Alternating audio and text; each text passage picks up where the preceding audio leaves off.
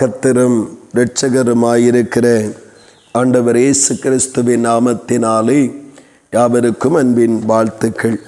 தேவன் தாமே ஒருவரையும் அதிகமாய் இன்னும் கனப்படுத்தி மகிமைப்படுத்துவாராக.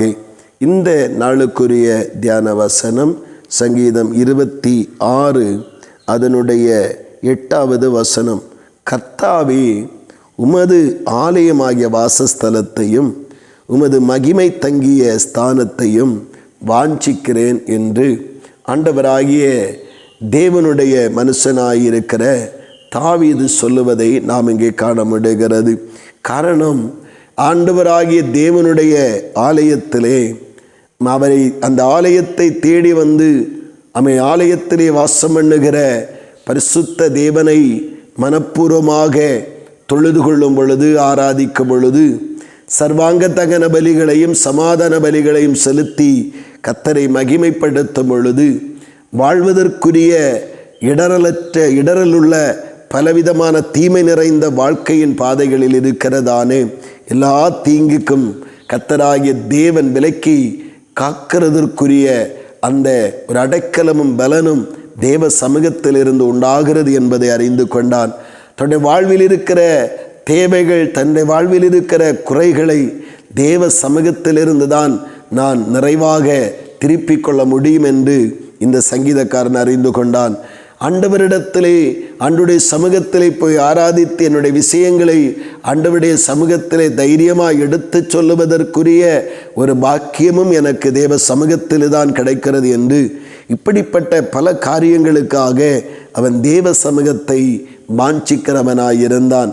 அவன் அதிகமாய் தேவ சமூகத்தை வாஞ்சித்தபடியினாலே தான் அவனையும் கர்த்தர் எல்லா இக்கட்டுகளுக்கும், எல்லா ஆபத்துகளுக்கும், எல்லா மரண கண்ணிகளுக்கும் விலக்கி தேவன் அவனை ஆசீர்வதித்து ராஜாவாக உயர்த்தினார்.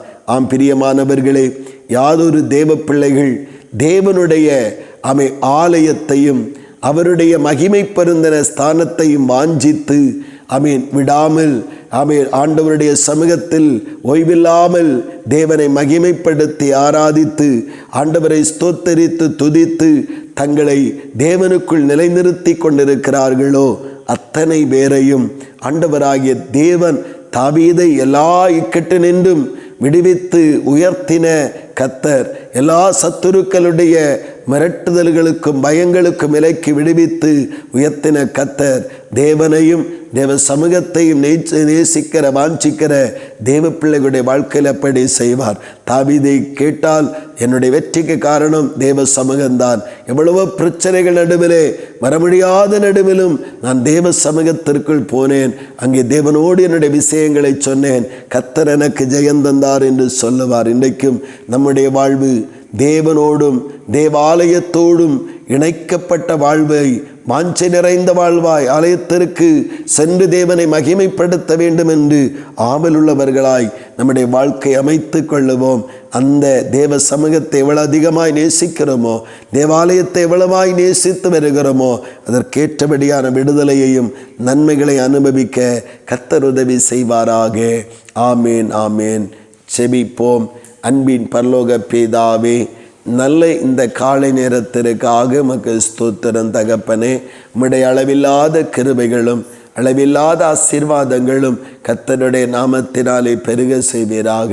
இயேசுவின் நாமத்தினாலே ஒரு விடுதலை, இயேசுவின் நாமத்தினால அற்புதங்கள், ஆச்சரியமான செயல்கள் நடத்தப்பட நாங்கள் செபிக்கிறோம். தாவீது உயர்த்தப்பட்டது போல நாங்களும் தேவ சமூகத்தை நேசித்து உயர்வடைய செய்யும். அப்படியே செய்தபடியாய் ஸ்தோத்திரம்.